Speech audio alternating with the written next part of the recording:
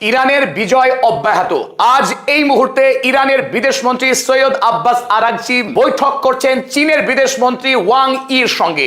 এতদিনের যে জল্পনা ছিল আমেরিকার বিরুদ্ধে ইরানের যে লড়াই, ইসরায়েলকে গুড়িয়ে দেওয়া, আমেরিকাকে এই যুদ্ধে শায়েস্তা করার পিছনে ইরানের পাশে পাহাড়ের মতো সাহস হয়ে দাঁড়িয়েছিল যে রাষ্ট্র, তার নাম চীন। পাকিস্তান, রাশিয়া, ওমান বিদেশ সফরের পর এবার ইরানের বিদেশমন্ত্রী সৈয়দ আব্বাস আরাগচি এই মুহূর্তে যখন আমরা এই রেকর্ডিং নিচ্ছি তখন তিনি মিটিং করছেন চীনের বিদেশমন্ত্রী ওয়াং ইর সঙ্গে।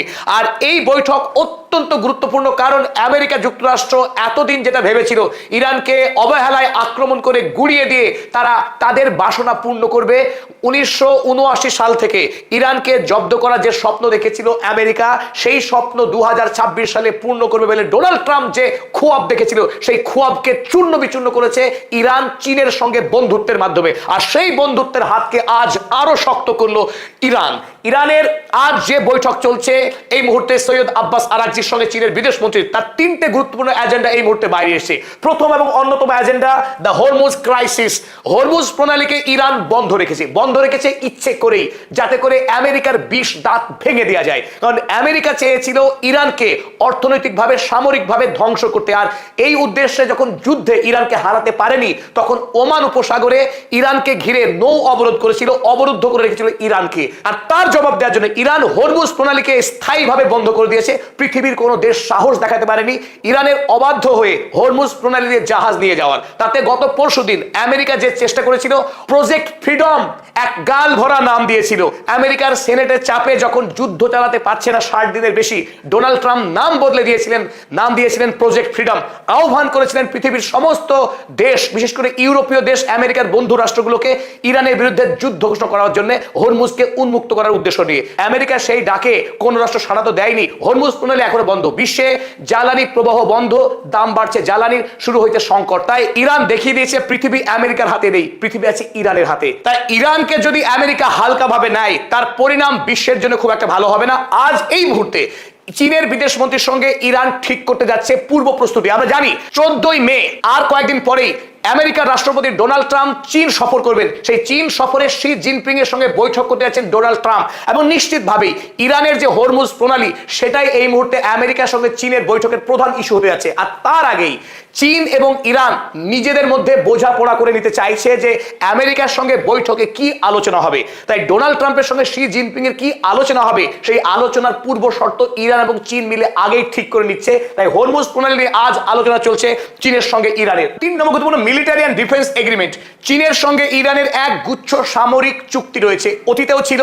সেই চুক্তিকে নবীনকরণ করে আরো নতুন নতুন অস্ত্র যাতে ইরান লাভ করে, আমেরিকার বিরুদ্ধে, ইসরায়েলের বিরুদ্ধে, আরব আমিরাতের বিরুদ্ধে ইরান আগামী দিনে যাতে আরো শক্তিশালী ফাইট দিতে পারে, আরো বেশি আকাশ প্রতিরক্ষা ব্যবস্থা, প্রতিরোধ ব্যবস্থাকে শক্তিশালী করতে পারে, সেই উদ্দেশ্যে চীনের সঙ্গে একাধিক চুক্তি সম্পাদন করতে চলেছেন ইরানের বিদেশমন্ত্রী সৈয়দ আব্বাস আরাগচি।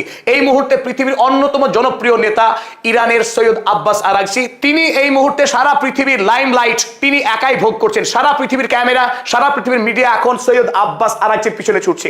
আব্বাস আরাগচির প্রতিটি বাইট এই মুহূর্তে ভাইরাল পৃথিবী জুড়ে। তাই সৈয়দ আব্বাস আরাগচি ইরানের পক্ষে তিনি কত গুরুত্বপূর্ণ ব্যক্তি।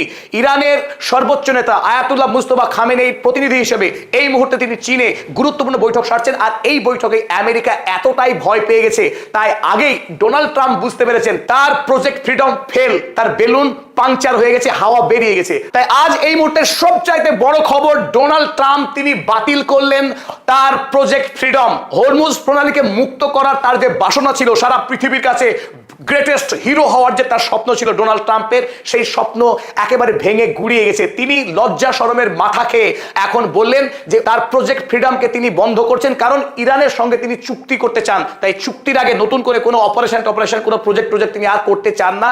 আর মূল কারণ হলো এই যে গতকাল খবরে যেটা প্রকাশ ছিল, সাউথ কোরিয়ার রাষ্ট্রপতিকে তিনি অনুরোধ করেছিলেন তাদের নৌসেনাকে পাঠাতে হরমুজ প্রণালী মুক্ত করার জন্য।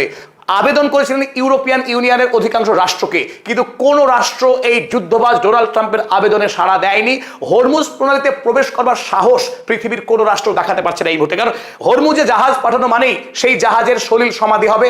ইরানের IRGCর হাত থেকে কোনো সেনা বেঁচে ফিরবে না, তাদের জাহাজ ফিরতে পারবে না অক্ষত অবস্থায়। তাই হরমুজ প্রণালী চোক পয়েন্ট, সেই চোক পয়েন্ট এখন ডেড ট্র্যাপ, এটা কিল জোন। এই কিল জোনে জাহাজ বা সেনা পাঠাতে পৃথিবীর কোনো দেশ সাহস করছে না। অতএব ডোনাল্ড ট্রাম্প শেষ পর্যন্ত হার মানতে বাধ্য হলেন, আত্মসমর্পণ করতে বাধ্য হলেন। আমরা চলো দেখে নিই দুটি হেডলাইন। দ্য গার্ডিয়ান কাগজ লিখেছে, Trump puts Project Freedom on hold, saying he hopes to finalize a deal with Iran. তার প্রজেক্ট ফ্রিডমকে তিনি এই মুহূর্তে স্থগিত করে দিলেন। তার লক্ষ্য ইরানের সঙ্গে চুক্তি ফাইনালাইজ করা। একই কথা লিখেছে আল জাজিরা, তারা লিখেছে Trump poses project freedom, claims great progress for final agreement with Iran.